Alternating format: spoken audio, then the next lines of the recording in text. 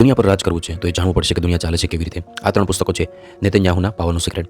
પહેલું પુસ્તક છે જ્યુઝ versus Rome by berry Strauss. આ પુસ્તક એક યહૂદી વિદ્રોહ અને રોમન સામ્રાજ્ય વચ્ચેના યુદ્ધ પર આધારિત છે.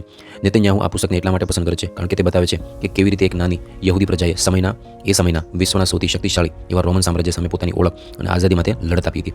તે શીખવે છે કે જ્યારે અસ્તિત્વનો સવાલ હોય ત્યારે સાહસ અને સંગઠિત શક્તિ શું કરી શકે છે. બીજું પુસ્તક છે વર્લ્ડ ઓર્ડર બાય હેનરી કિસિંજર.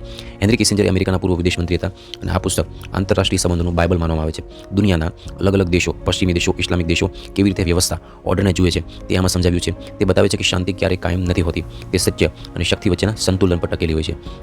ત્રીજું પુસ્તક છે a peace to end all peace by David Fromkin. આ પુસ્તક આધુનિક મધ્ય પૂર્વ એટલે કે મિડલ ઈસ્ટના જન્મની આખી વાર્તા કહે છે.